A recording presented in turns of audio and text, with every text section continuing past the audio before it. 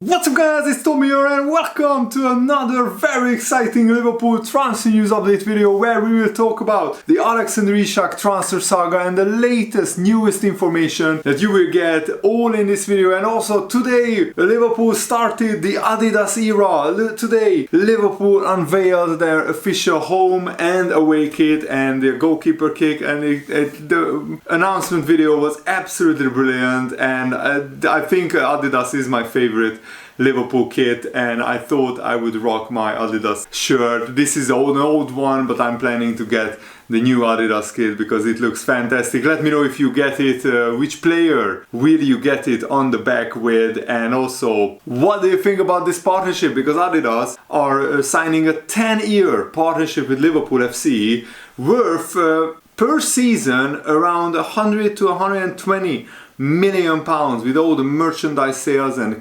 shit and shirt sales, kit and shirt sales, sorry. That was a slip of the tongue. So kit and shirt sales worth more than 100 million pounds potentially per season. And now let's talk about the Alexander Isak deal, because talks between Newcastle and Liverpool over Alexander Isak are progressing well, according to Florian Plettenberg. And Alexander Isak and his agent are very positive about the situation. Isak is hopeful that soon, maybe in the next few days, or certainly in the next week or two, Liverpool and Newcastle can find an agreement between each other. And another journalist is reporting, his name is Mark Douglas. He's a Northern football correspondent for iPaper Sport. He is reporting that if Liverpool make a bid with add-ons and bonuses which comes close to the 150 million pound valuation that Newcastle want for Isak, then that is a potential game changer. Of course, Liverpool are playing a waiting game of their own, at least for the moment. The majority of the movement appears to be coming from Isak himself, because Isak is really pushing for this move to happen. He's basically on strike, and Craig Hope of the Daily Mail has said he dropped a new piece on Alexander Isak and his desire to leave. So that is very, very fascinating. It looks like Craig Hope said about the Newcastle situation, where, you know what, players talk, and word has spread in the game that the project, this Newcastle project under the new ownership, some of them thought that they were signing up to, Alexander Isak included, isn't what it seemed when they arrived to the club, because Newcastle promised these players the world. They promised that they will take over the Premier League like Manchester City, that they have unlimited amounts of money and they will sign all the best players in the world.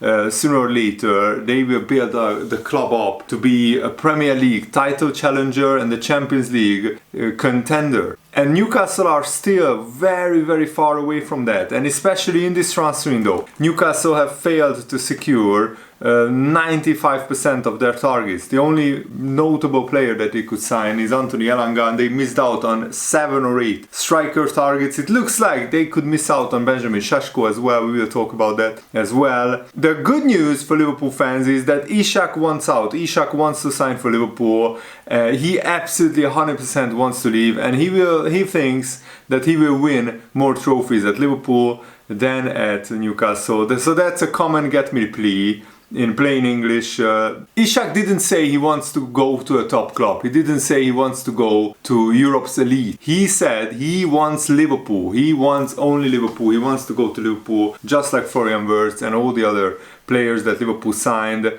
And Isak feels betrayed. No new contract last summer, even though Newcastle were in talks to extend Isak's contract, and Isak expected a pay rise. Once they changed sporting director, Newcastle pulled the plug on the contract talks. That kind of stuff doesn't just disappear, because the players stew on it, they marinate on it, and Isak got more and more frustrated as time goes on. And now Isak is separating from Newcastle. He's training at Real Sociedad alone. He hasn't been at Newcastle training. He hasn't been even in Newcastle for the past week or so. Even if the sale isn't sanctioned right now, that screams, I'm done with you, Newcastle. That's what Isak's message is, loud and clear. The red flags from Newcastle's side is that Newcastle need a replacement first, and it looks like even though Newcastle are in talks with Šeško and with Leipzig for the Šeško deal, Man United also entered the race, and it looks like Šeško right now is closer to joining Man United, even though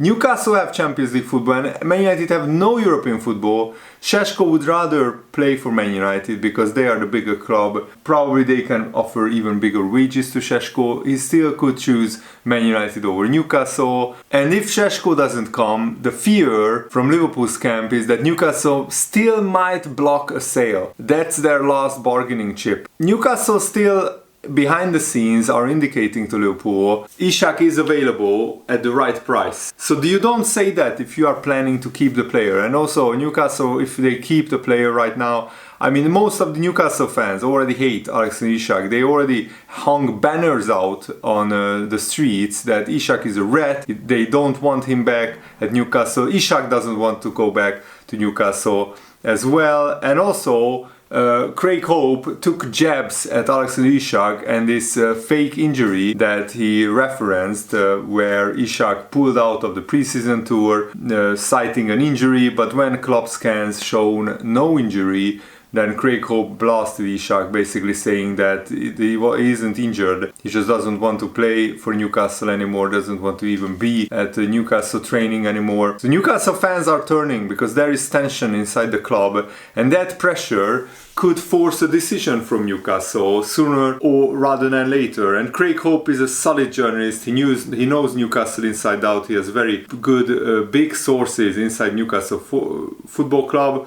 So if Liverpool will make the right move, and that's why right now Liverpool and Newcastle are talking, because Liverpool want to find out what is the starting bid that is acceptable for Newcastle. And of course Liverpool don't want their first bid to be the bid that gets accepted. Liverpool just wants to make the first bid, so get the ball rolling, and then the pressure will really build from all areas. From Isak's camp, they will pressure Newcastle to accept the bid. From the fans' point of view, they will pressure Newcastle to sign Isak's replacement sooner rather than later. And also, let's be honest, if Alexander Isak is using Real Sociedad's training pitch and he emotionally already checked out of Newcastle, the wheels are already in motion, and it looks like Alexander Isak could become a Liverpool player in the next few days or week. And also, the rumor is that Liverpool proposed a package where the upfront transfer fee could be £120 million,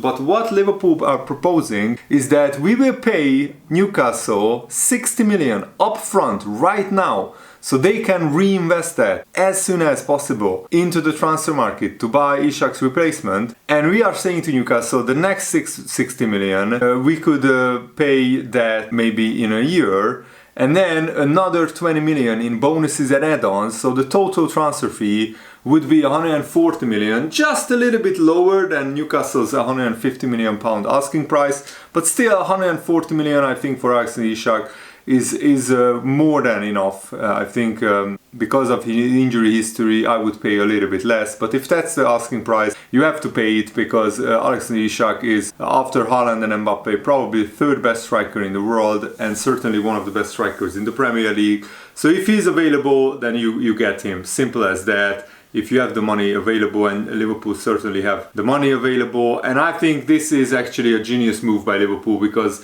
offering 60 million pounds up front for Newcastle right now means that they can straight away have a lot of money in the bank that they can spend on replacements or players that they want, and they are in talks with Vissa, Rodrigo Muniz, Benjamin Šeško. So Newcastle are also keeping a lot of irons in the fire, and of course this created a lot of pressure on Eddie Howe, a lot of pressure inside Newcastle. The tension is rising.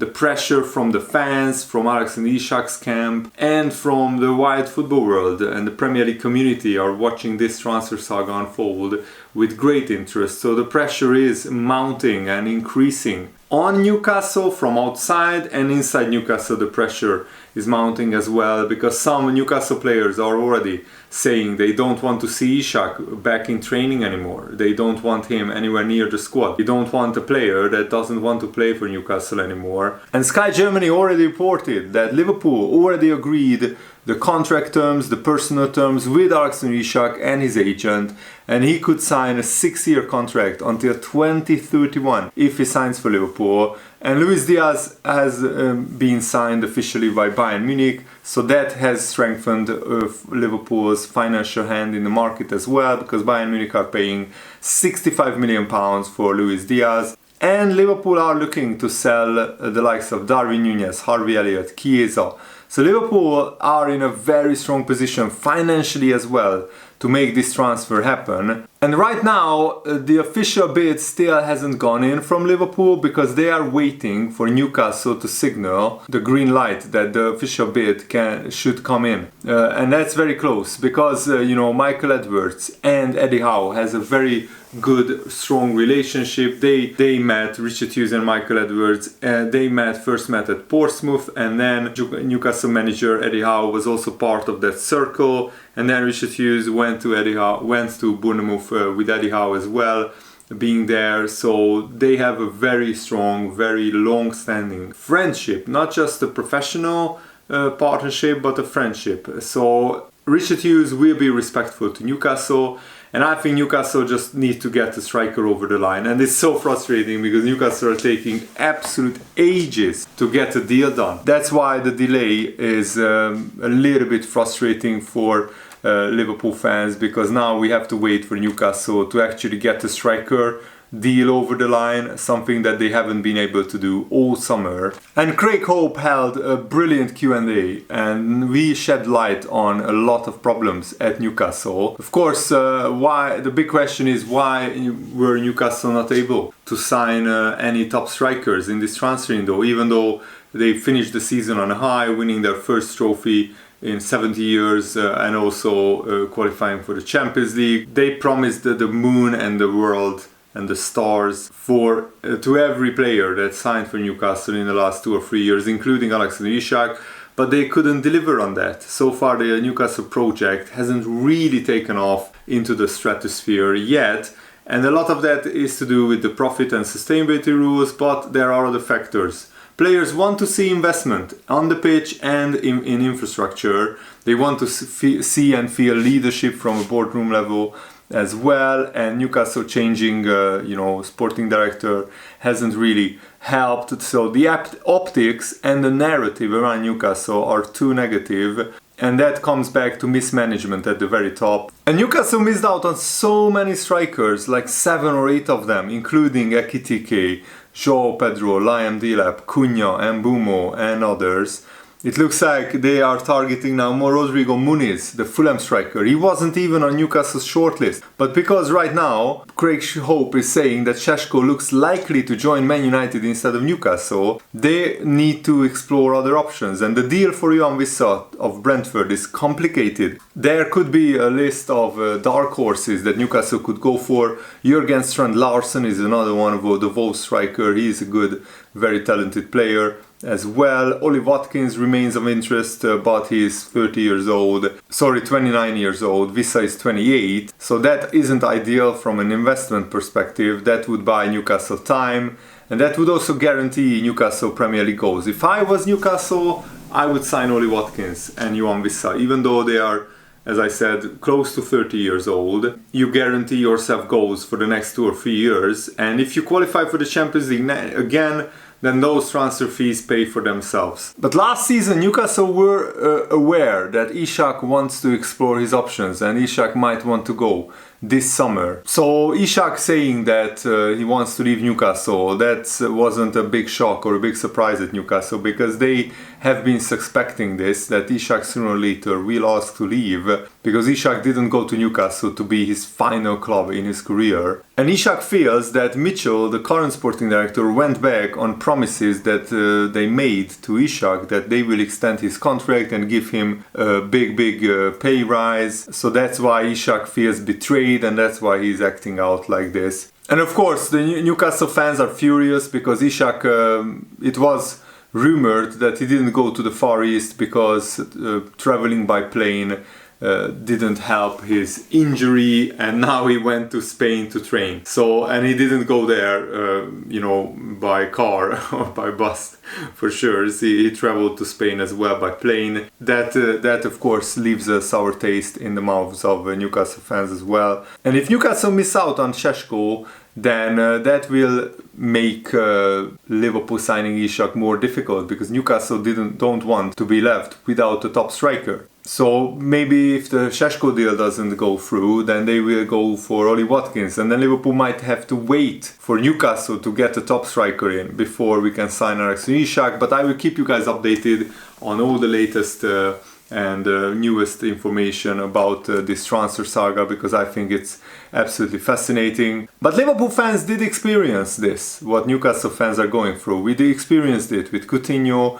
we experienced it with Torres, with Suarez, and some Liverpool fans even warned Newcastle fans that this is how it plays out usually. But yeah, Newcastle fans, some of them acted like they were going to be the Billy Big Bollocks and having Ekitike and Isak up front, and then in the end they could end up having neither next season, which is a big possibility right now, because yeah, when the top club comes in, even like Liverpool with Trent Alexander-Arnold, no matter what we offer Trent, once he decided he wants to go to Real Madrid, Liverpool couldn't do anything. So yeah, let me know what do you think about everything in this transfer saga going on. It's a fascinating story. Let me know your comments below. Thanks for watching. Hope you enjoyed this, guys. Have a nice day. See you later. Goodbye.